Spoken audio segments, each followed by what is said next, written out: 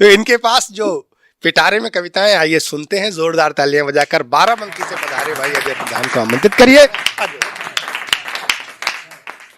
ये बीमारी अजब है, जल्द बीमारी नहीं जाती।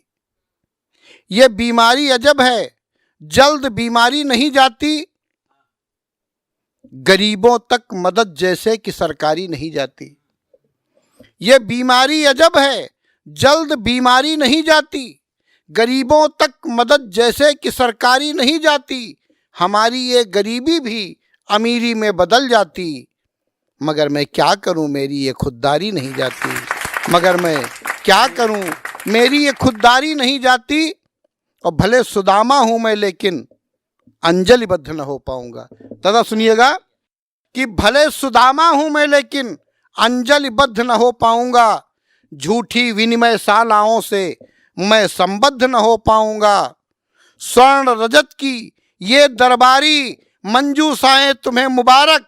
मैं कवि हूं, मैं कवि हूं, मैं सिंहासन के प्रति प्रतिबद्ध न हो पाऊंगा। मैं कवि हूं, मैं सिंहासन के प्रति प्रतिबद्ध न हो पाऊंगा। और कवियों की और कविताओं की क्या दशा है, चार पंक्तियां सुनिएगा कि है उधार की गैस भले ही, लेकिन शान से उड़ते हैं। है उधार की गैस भले ही, लेकिन शान से उड़ते हैं। पंख लगाए हैं कागज के, आन बान से उड़ते हैं।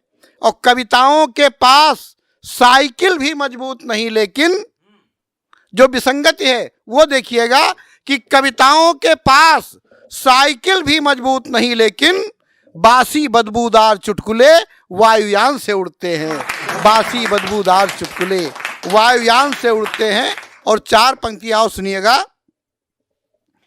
कि सुरों की कुर्सियों पर बेसुरे आलाप बैठे हैं। सुरों की कुर्सियों पर बेसुरे आलाप बैठे हैं।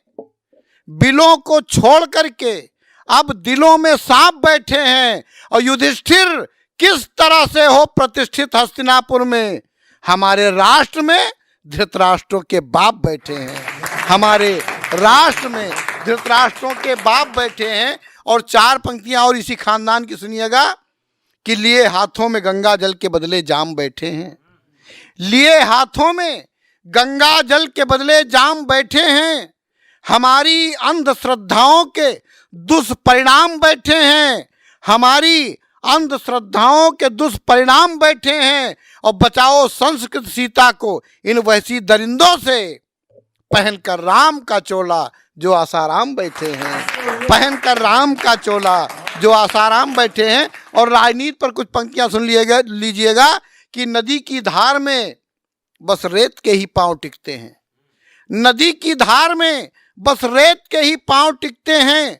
मुखौटे ओढ़ करके मेमने भी शेर दिखते हैं। और जिन्हें आता नहीं है ढंग से हस्ताक्षर करना, जिन्हें आता नहीं है ढंग से हस्ताक्षर करना, वही संसद में मेरे देश की तकदीर लिखते हैं। वही संसद में मेरे देश की तकदीर लिखते हैं। और चार पंक्तियां और सुनिएगा कि नाग फनियों के बगीचे फल रहे हैं। नाग फनियों के बगीचे फल रहे हैं। आम के वृक्षों पे आरे चल रहे हैं। आम के वृक्षों पे आरे चल रहे हैं। और हंस अभिशापित अंधेरा झेलने को उल्लुओं के घर हैलोजन जल रहे हैं। उल्लुओं के घर हैलोजन जल रहे हैं। और दादा एक छोटी सी कविता रखता हूँ, क्योंकि अभी बसंत का मौसम ही चल रहा है, होली का मौसम चल रहा है। तो बसंत में एक व्यंग्य कविता देखिएगा, शायद कुछ अच्छा हो जाए। तो आप सभी का आशीर्वाद चाहूँगा। इधर कई लोगों से मैंने सुना, अखबारों में भी पढ़ा कि बसंत आ गया है। इधर कई लोगों से मैंने सुना, अखबारों में भी पढ़ा कि बसंत आ गया है। और मैं बसंत की तलाश में निकल पड़ा। अब देखिए मैंने बसंत की तलाश कहाँ कहाँ की और क्या क्या मुझे परिणाम प्राप्त हुए, वो दो तीन बंद रखता हूँ आपके चरणों में। सुनिएगा कि मैंने बसंत की तलाश में पहला कदम बढ़ाया। मैंने बसंत की तलाश में पहला कदम बढ़ाया तो मेरा सिर चकराया। सामने से चले आ रहे थे एक दादा, पता ही नहीं चलता था कि नर है कि मादा।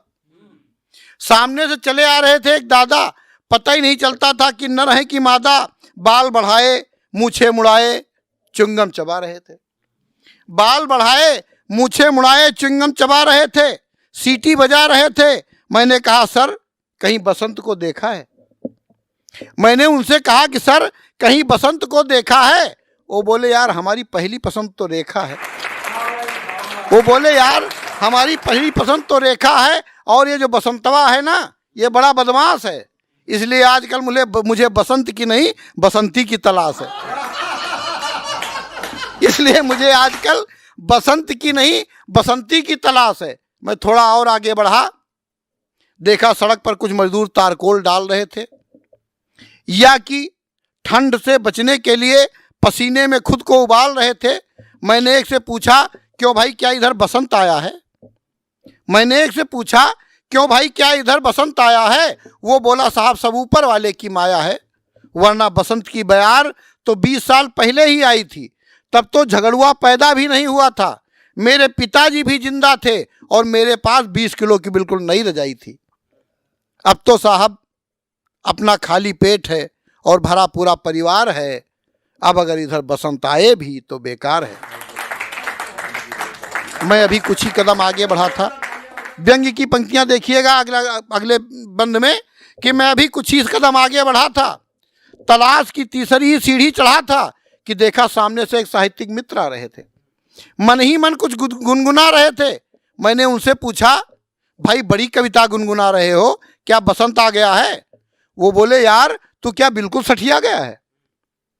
अरे बसंत वसंत पर कविता, व्यंग्य यहां से देखिएगा, अरे बसंत वसंत पर कविता सब भरे हुए पेटों की बदमाशी है, वरना सामाजिक सरोकारों से कटी हुई कविता मात्र शब्दों की बाजीगरी और मानसिक अय्यासी।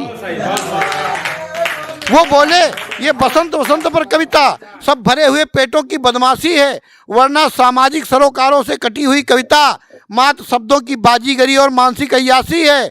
शरद चंद्र में प्रेसी का चेहरा सिर्फ उसे ही दिखता है जो भरे हुए पेट और ठुसी हुई जेब से लिखता है, वरना जो भूखे पेट लिखते हैं उन्हें चंद्रमा रोटी के टुकड़े सा और पेड़ों के नए हरे हरे पत्ते दिखते हैं।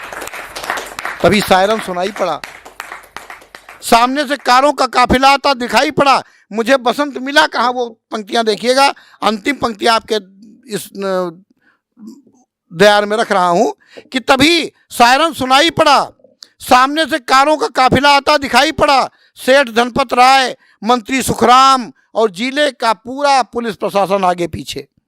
लोग थमक कर खड़े हो गए, सर्द हवा और धूल से आंखें मींचे, मगर मैंने देखा कि ड्रम में पड़ा हुआ तारकोल उबलकर आग पर गिरकर जला जा रहा था, और तभी मैंने देखा कि बसंत दुम दबाए धीरे धीरे काफिले के पीछे चला जा रहा था। बसंत दुम दबाए धीरे धीरे काफिले के पीछे चला जा रहा था।